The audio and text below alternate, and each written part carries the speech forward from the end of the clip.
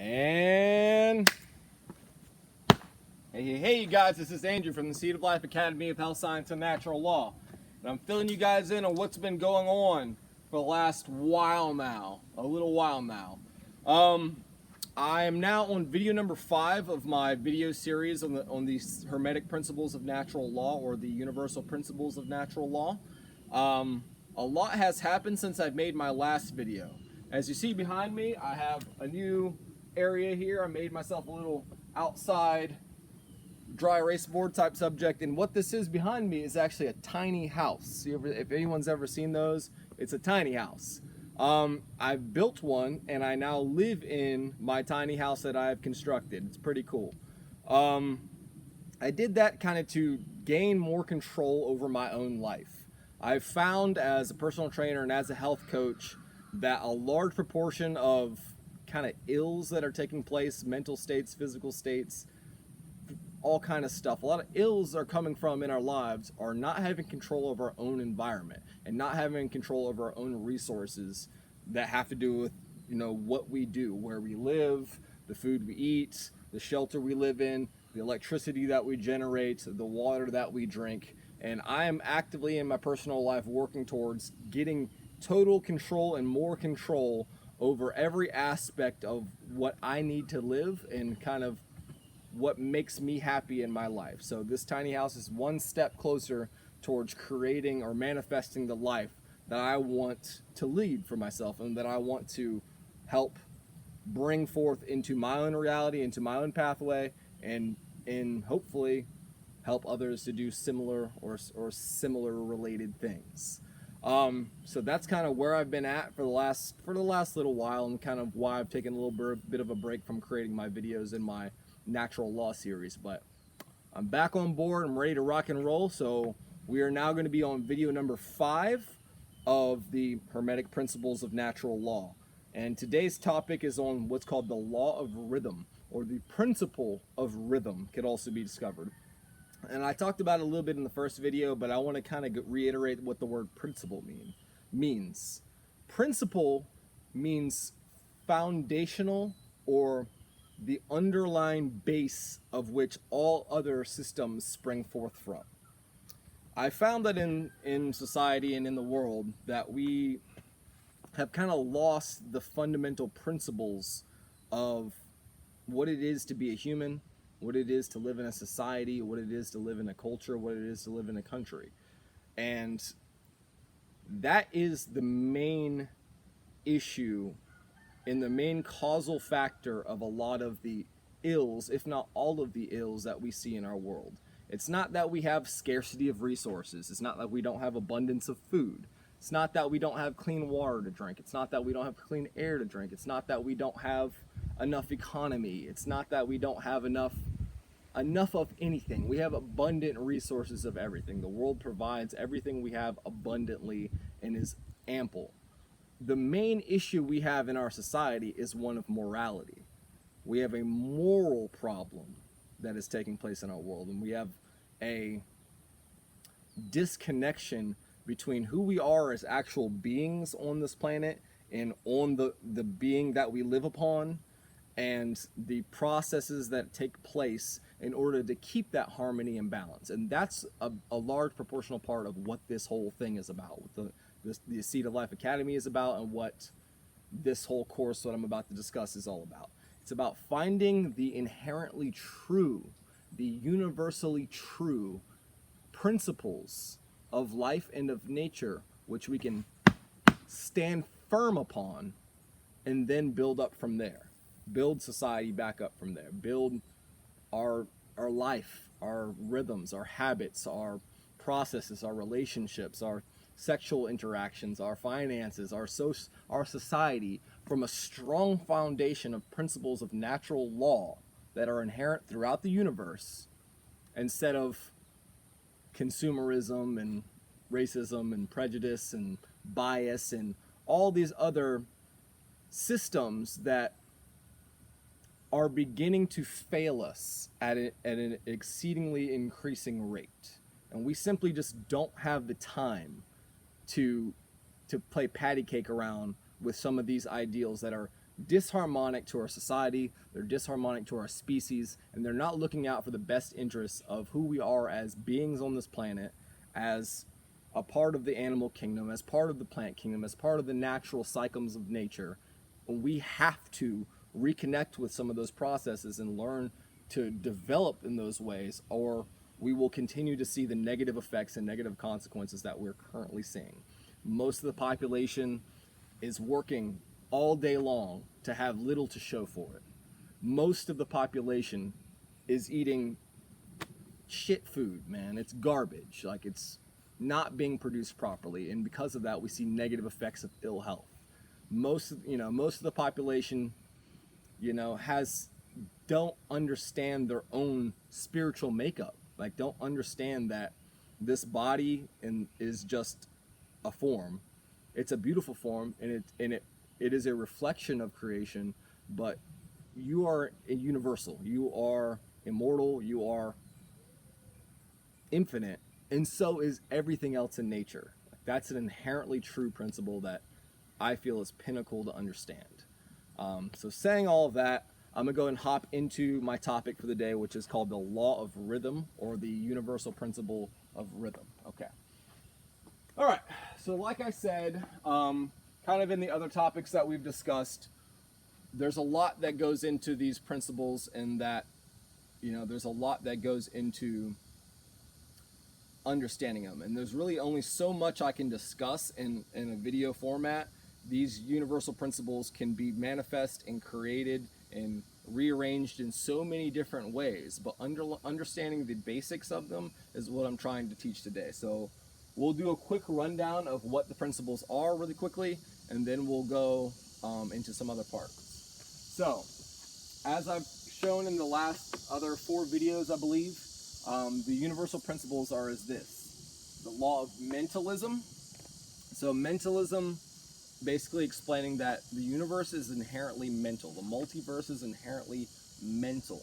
Everything that we see in reality is perceived first through the mind. Everything that you smell, touch, see, taste, feel, interact with must go through the filter, must go through the perceptions, through the electrical reactions of the mind.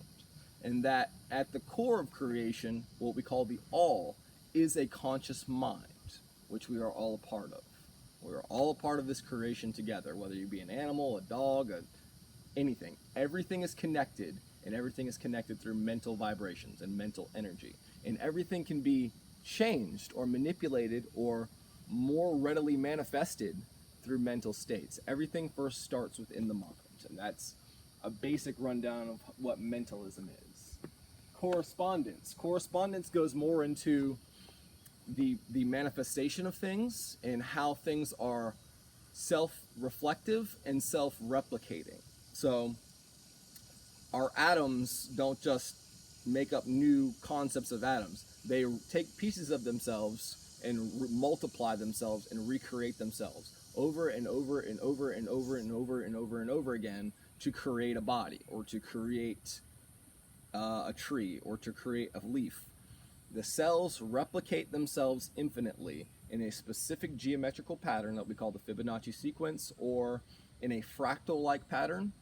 And because of this, there is inherent geometry all throughout nature, whether it be forces of energy or forces of life, gravitation, cellular reproduction, your hair, your skin, your everything has a specific geometrical pattern. And this also correlates to there being a pattern also for life.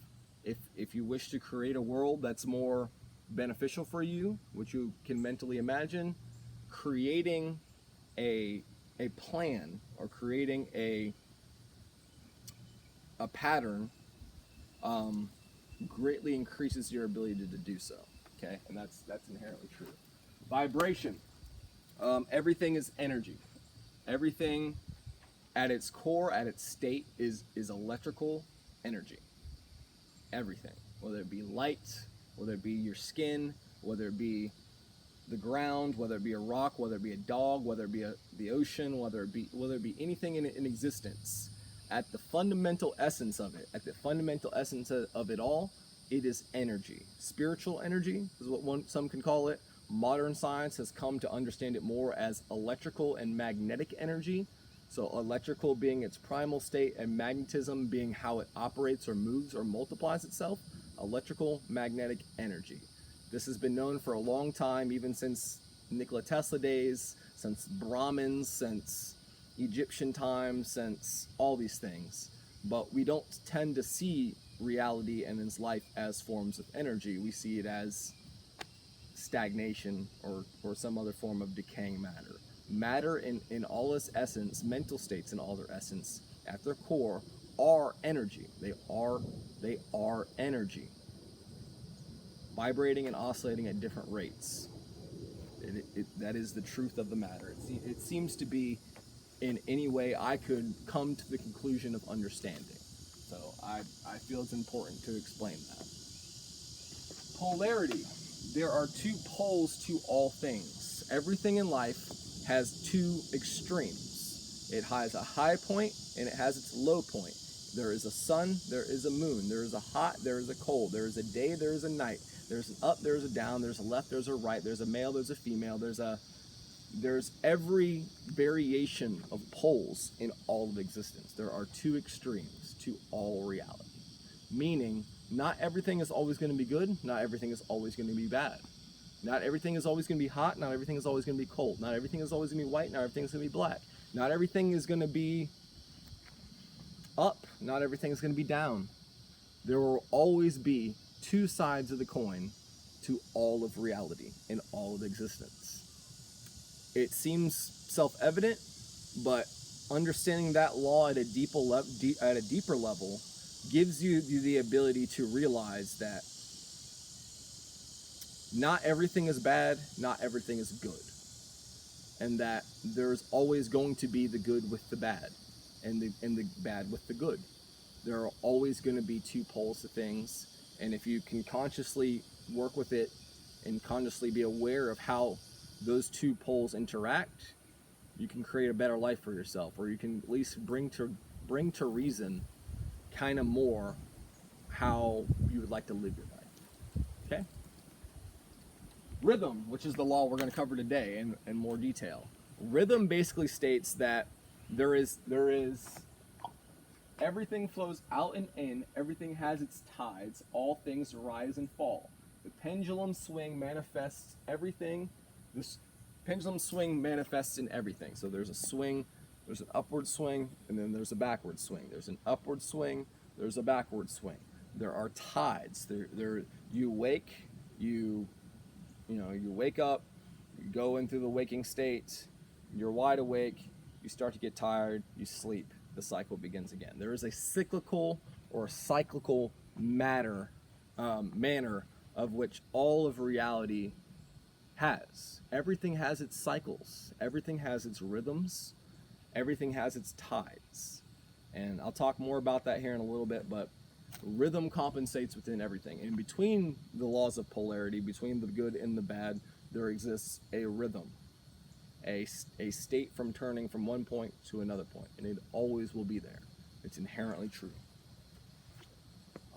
Cause and effect. Every cause has its effect, and every effect has its cause. Nothing happens by chance. Every action has an equal and opposite reaction. That's going back into Isaac Newton and Newtonian physics, which explained it a little bit more.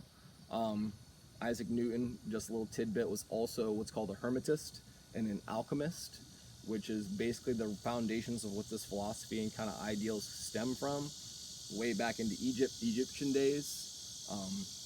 But that's something to definitely look into if you're into science and if you're into like Isaac Newton and stuff like that. Yeah, every action has a reaction. Every cause has its effect. There's nothing that you can do or say or interact that won't affect something else. And then that effect will ripple on through all of creation in one way, shape, nor form, whether you're aware of it or not. Okay? That's inherently true. Gender manifests within all things. There is a masculine side of things and there is a feminine side of things within all things. Within all things, meaning not necessarily male or female, but there is a softer side of things, there is a harder side of things, there is a straighter side of things, there is a more curvy side of things. There is gender within all things, and I'll explain that more in a later video. And then care. All things seek to maintain, sustain, protect, and defend themselves. This is basically the concept of the fight or flight method, that things want to continue to exist and will do what they need to in order to exist. And if we can recognize that, if we can help each other exist, then there'll be less to fight about, and then we will all have our own rhythms. So there'll be less to quarrel when it comes to the maintenance, sustainability, protection, and defense of one's being or a group of beings. Caring for one another is that in a nutshell. Okay, all that being said, let's go ahead and get into it. Like I said, today's topic is the law of rhythm, and in Hermeticism, which is the foundations of this philosophy, or Cometian, which is another word, kind of way of putting it, another term where it comes from, of Kemet or Egypt. They have these things called axioms, and axioms are basically just phrases or summaries of the fundamental ideas of the law or the principle. And the axiom for rhythm is everything flows out and in, everything has its tides, all things rise and fall. The pendulum manifests itself in everything. The swing to the left is equal to the swing to the right. Motion compensates. Motion compensates. Interesting. What do I mean by that? The breakdown of how I'm going to go about discussing this is in three major concepts. Because these are universal laws, they apply to everything. And because they apply to everything, it's kind of hard to discuss them or talk about them, because there's so many variations that they could go into. But how I'm going to break it down is what I'm going to call the realms or the planes, which is the spiritual plane, or the plane that is inherent to nature, the underlying energetic forces that bring the physical and the mental plane into existence. The mental realm, which has to do with your mental interactions, or really any form of mental energy. And then the physical plane, the forces and phenomena that go into creating or manifesting the physical world. Okay? Those are the three planes I'm going to discuss these topics in, and I have so in other videos as well. Okay, so let's dive on into it. The law of rhythm embodies the truth that in everything is manifest a measure of motion or flow, and flow. And inflow and outflow of energy is within everything. An inflow and outflow of energy is within everything. So think about it. Let's think about that. So in order for me to maintain my existence, to live, I have to breathe. I have to take in a couple things. I have to breathe in air. I have to inhale oxygen provided by these beautiful, beautiful trees I have outside. I got the birds chirping and everything out here. An inflow of oxygen and an exhalation of carbon monoxide and excess air. I must continue to do that to maintain my existence, or I will die. I will suffocate and die. Inflow, outflow. Inflow, outflow. Another example, in order for me to maintain my physical anatomy, I must consume food in some way, shape, or form. Food and water. Okay? I take it in, consume it, my body does what it needs to maintain its form, and then it excretes its outflow in some way, shape, or form. If I were to then use that as a fertilizer, it could then go back through the cycle of creation and go back into the manifestation of food or other substances or products. Okay? But there's an inherent inflow and an outflow. The sun, let's talk about it from an astrological concept. So you're sitting on the planet and you'd see the sun rise. The sun always rises in the east. It'll rise in the east and sets in the west, correct? So it'll rise, begin its process of rising, hit its highest point up in the air, and then the night will follow it, the moon shall follow it, and set in the west. When that does so, the moon will begin its polar or lunar systems. It'll rise, and then it'll set. That cycle, that rhythm of the balance between the sun and the moon, the day and the night, the hot and the cold, the light and the dark, always will take place and always does take place. It's inherently true within nature. Regardless of where you are, you're on another planet, you're on whatever the case may be, there will be some form of that taking place. This inward flow and outward flow manifests all throughout reality. If you can think about it, and if you look at something close enough, you will realize that there is an inward flow and an outward flow. Let's give an example of a plant. Plants take in sunlight and water. They output nutrients, food, and other sources as well. There's an inward flow and there's an outward flow. There's always an inward flow and an outward flow to all of nature. The principle of rhythm is greatly related to the principle of polarity. Rhythm is the motion between the two poles manifesting or energetic states, or their energetic states. So, like I talked about in the last video, the law of polarity, meaning that there's two poles to all things. There's one shade, there's the depths of one point, and then there's the depths of another point. There are two poles to all sides of things. Rhythm exists between those two things. Nothing will always be inherently bad. Nothing will always be inherently good. There will always be a back and forth, pendulum-like swing, cyclical-like swing between those 2 points. And in this dimension, in the concept of time, time will always bring forth another state. So you can't always be mad forever. Regardless of whether you want to, an instance of joy or humor or laughter will come within your pathway at some point in time. And at some point in time. There's never an inherently always negative state or an inherently always positive state. There are always 2 points, and rhythm exists with it between those 2 points. We'll talk about that here in a little bit. Another point I was trying to cover within this subject is, in all of nature, there is always an action and reaction, a push and a pull, an advance and a retreat. This law manifests in all areas of the multiverse. Suns, worlds, animals, plants, minerals, forms, mind, and matter, yes, even spirit, has this law or acquires this law. Everything has an inward flow and outward flow, a push and a pull, a retreat and an advance and a retreat. There are always a pendulum swing in some way, shape, or form. I know I'm saying the word always a lot. I know I'm saying a lot of, I'm kind of being repetitive, but the truth of it is that way. Like I discussed in other videos, it's very paradoxical how true these laws are. And if you can really sit and ponder on some of these laws, you'll realize that they are inherently true. And inherently true things that are true regardless of who you are, where you're from, what planet you are, whether you're an animal, a plant, a mineral, any of these things, whether they're always inherently true, that is a firm pillar in which to stand upon. And that is what we need.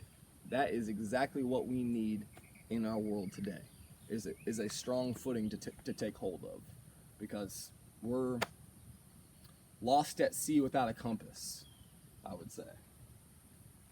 Okay, let's talk about, so that's a basic rundown of the spiritual plane, basically stating that all of nature, all the natural world, all the spiritual world, all these things manifest this law of rhythm. So now let's talk about it a little bit, how it applies to the mental states, and particularly the mental states of humans, which, is important to a lot of people. This law of rhythm also manifests itself in the minds of all beings. Polarity exists within the minds of all individuals.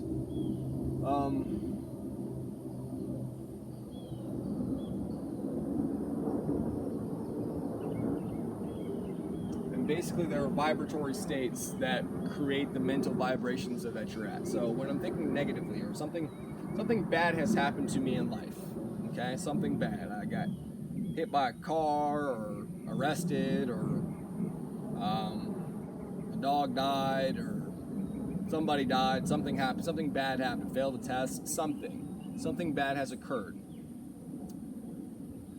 By being aware of this law, I can then recognize that though it is bad now, though the moon has rise and night has come, though darkness has come in my life and created a negative pole, by being aware of this law, I can stand firm knowing that the sun will rise again, light will shine again, that goodness will come again within my life or within my pathway to bring me into a higher state than what I am at the lowest state.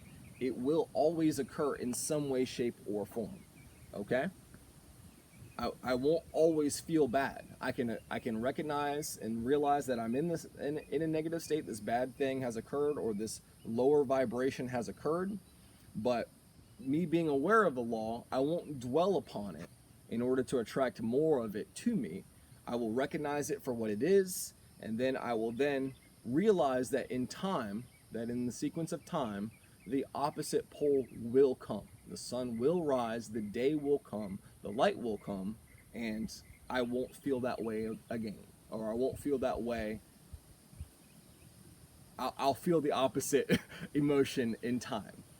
And if you become even better at it, you can then, once you've recognized and realized that state that you're at, you can mentally focus your energy, what I'm physically doing, what I'm thinking about, or whatever the action is, on creating what it is I desire instead of dwelling upon the negative side of things. Our society functions a lot based upon fear, and it based a lot of energy on dwelling on the negatives of the past, or dwelling on the negative side of things. We live a lot in fear. Most people are afraid to go to other countries because they fear death or danger, or some other stigma that has come to a negative concept of travel. A large proportion of the population based a lot of their emotions, their actions, and their decisions based upon fear. And that is it's not an ideal situation in order to live their most harmonious life.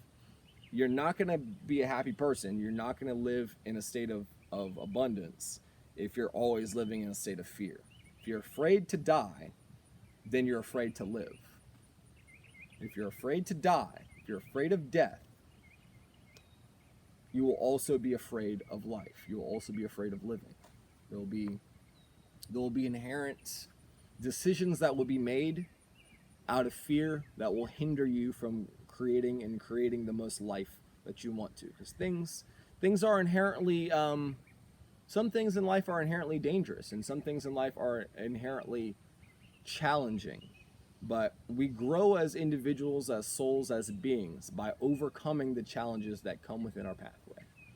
And that's how we evolve. That's how evolution takes place. That's how we can get ourselves out of this rut that we're in, is taking the appropriate action, challenging actions, and then overcoming them. Okay? And by focusing our mental states on what we desire instead of what we don't or what we fear, we will more quickly accelerate to the opposite pole. Okay. By focusing the mind or the ideal mental state that your mind can quickly transmute from one state to another state. Basically, by realizing that you won't always be sad, and realizing that things won't always be bad, they won't be. That goes back to the law of mentalism. It's inherently true because of the law of mentalism, stating that your mental states manifest your outward reality, and vice versa. Your outward reality can affect your mental state. So by being aware of those mental vibrations, you can more consciously create the world that you wish to live upon, or within, or perceive yourself within. Because we are a creation of what our minds imagine ourselves to be so. We are what we imagine ourselves to be, and we can become what we imagine ourselves to be. But we first must imagine it. So that's a basic rundown of the mental plane. That's all I'm really going to cover on that one. I could go on that topic, just this concept alone, for hours and hours and hours, and probably days and days and days, and still wouldn't cover every variation of what that law represents or could come into being. But that's a basic rundown of how that would apply into the mental realm. And now let's go ahead and go into the physical realm. And when we think about the physical realm, we're thinking about the forces and phenomena that make up the physical world, and kind of the processes that go into maintaining reality. Like, things don't just happen for no reason. Things don't just happen out of nothing. Everything is maintained in nature and maintained in life through natural forces and phenomena. It's not by chance, it's actually by law of the all, or by creation. Like, if everything were just by chance, my atoms and electrons would just sometimes fly off into nothingness, and the world would stop turning sometimes, and trees would grow backward, and gravity would stop operating, and, you know, I would just wake up and not be able to breathe, and, you know, oxygen would become sulfur 1,000 every other day. It'd be chaotic. It'd be disorderly. There'd be disorder within reality if there weren't laws of created by nature, created by the beings and entities that hold forth the multiverse, and their efforts and energies to maintain them. There are behind the scene phenomena taking place that must be appreciated. Man. They must be respected and appreciated in order to understand the reality that we live in. Things don't just happen. It takes effort of beings that are far beyond our understanding, that are helping to maintain the balance of nature.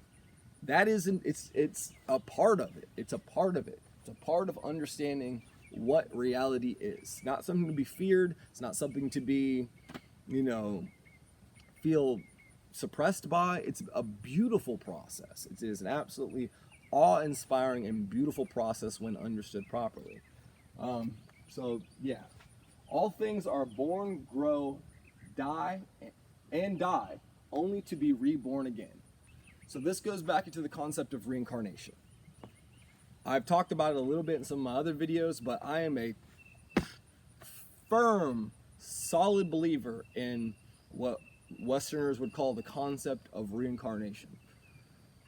I personally believe that everyone has gone through multiple lifetimes, probably thousands and thousands of lifetimes. Whether you become aware of them or recognize them or not, there are ways about going about doing that. It's through hallucinogenic trances, but most people haven't gotten there. Most people aren't prepared to go to that direction. But nonetheless, you have lived multiple lifetimes, and after this lifetime that you are in, you will live an eternal sequence of multiple more lifetimes. And the decisions and choices and vibratory frequencies that you attain within this lifetime and in the previous lifetimes, added together, create the form that will help create the form that you are capable of becoming in the next. And that's kind of a, you know, somewhat out there concept for most people to comprehend, but it seems to me to be inherently true, and I can't see it any other way. I really can't. I can't see, by looking at the rest of how nature operates, that there wouldn't be a recycling process that is built into how reality works. I'll give a small example, which is, you know, kind of looking at it. I'm looking at a tree right now. This tree wasn't always there. It started off as probably a pine cone or some other form, or an oak seed in some form. It was then watered by the earth, and then over the sequences of time grew itself into being the strong, firm tree that it is. At a certain point, it reached its adulthood and started to produce seeds, in of its own, which have sprung forth by falling and by other processes of cause and effect, brought forth other trees. And in time, this sequence, this tree will run its nutrient source down, or something will occur to it, it will eventually fall and die. Its form then will be, over time, if no one tampers with it or does anything else to it, it will decay, break down, and go back through the process of reincarnation, turning in itself into either another tree or into another form, where the energy of it will be then cycled back through the process of creation, creating new and different variations of what it once was. Okay? That same thing occurs in humans. That same thing occurs in dogs, animals, everything else. I've drawn a little diagram of kind of the breakdown of kind of how that works. So, birth in some way, shape, or form, whether you're a dog, human, all right. You are born, right? Everything has a birth in some way, shape, or form. A galaxy blows up. It is born into creation. Then it slowly settles into creating galaxies, universes, etc. You are born, blasted out in a very turbulent style of way. The hormones and emotions and all the things that go into the initial birth of creating a human, the pain, the joy, and every shade in between that goes forth into the beautiful process of birthing a child. Then that child grows. It starts to grow itself. It starts to begin to walk. It starts to begin to make words. It starts to begin to stand upright more. It begins to, widen its fingers, solidify its skull, all these other processes of creating it into a being, into a person. So it grows up into a person and goes into, from childhood, teenhood, into adulthood. At a certain point in time in adulthood, it will reach its zenith, what's called a zenith, which is the highest point of life, the highest point of your physiological form, and your physiological form is affected by your spiritual and psychological mental forms. By controlling your zenith or continuing to move forward in your zenith, you can live a more fulfilled life and higher state. But nonetheless, there's a highest point of your life, and then there's a downward slope that begins to occur. Decay starts to occur. Okay? Something has happened in life, age is setting in, and there's nothing to counterbalance it, there's less to counterbalance, decay begins. You start to become more hunched over, your skin begins to dry up, your hair begins to turn gray, your sight starts to fade, your hearing begins to fade, your digestive starts to fade. You're beginning the process of decay into becoming an elderly person. Then, at a certain point, you will die. You will die, which is another beautiful part, and it's not something to be feared. It's an inherently true nature. Everything has a birth, everything has a death. Then, after that death, everything goes back to the process and goes into a rebirth. You are then reborn into another form, whether it be a form of another human, whether it be the form of an animal, whether it be the form of a star, whether it be the form of a planet, whether it be the form of an atom, a rat, a roach, a squirrel, or grass, something. Your energy, your primal essence, your atoms and electrons and soul spirit, your electrical magnetic form is neither destroyed nor created, just transmute from state to state, form to form, being to being through all of existence. You will incarnate again, and there's nothing to be hippy dippy about that. There's nothing to fear about that. There's nothing to be afraid about in any of that concept. It is a beautiful process of nature and should be understood and appreciated and not feared. We live in a society where we base a lot of our decisions on fear. And one of the major fears is the concept of the fear of death. But if you understand what death is, it's just the transition between one state to another state. There's nothing to fear about it, man. There's nothing to be afraid. It's actually a beautiful form. It's a beautiful thing. And yeah, there's nothing to be afraid about when it comes to that. So that's my concept on death, and also the Hermetist concept on death. You'll be reincarnation occurs. It wouldn't make sense. It doesn't make sense in any other way. Like, things don't just get created for no reason. It doesn't make sense for death not to be the beginning of another cycle. The same way in life, childhood is a cycle into teenage years, and teenage years is a cycle into adulthood, and adulthood is a cycle into elderly, and elderly is a cycle into death. It's an eternal cycle, and it always will occur forever. So, death is nothing to be afraid of. Danger, maybe you shouldn't fear danger, but you should be aware of danger and not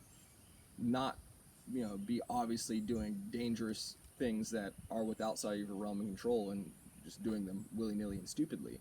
But if you die, you die. It's not something to be afraid of. It's not scary. It's actually a beautiful process.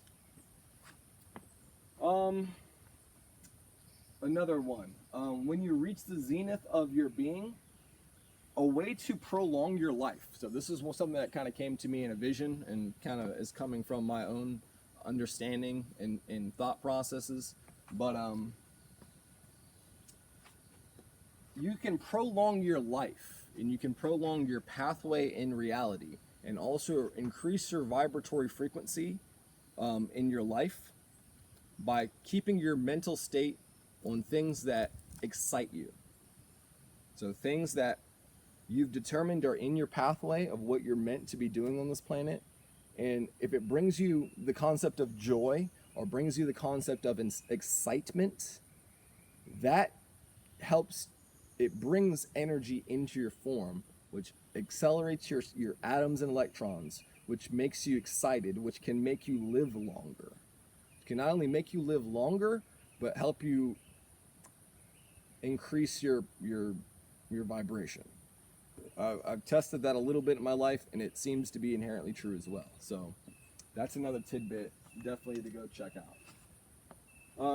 By staying on the soul's pathway and by keeping one's mental states on a form of excitement and awe, following one's passion raises the frequency of soul. Following one's passion, following your passions, whatever they may be in your life, by expressing yourself in your own beautiful and unique way, this accelerates your lifespan and accelerates the quality and the quantity of your life. So, bam, something to think about, something to think on. If you have any questions, just message me. I'm going to try to be a little bit more proactive about talking with people and interacting with things, and kind of promoting some of these videos here pretty soon. So stay tuned in to the Seed of Life Academy of Health Science and Natural Law. And all right, peace.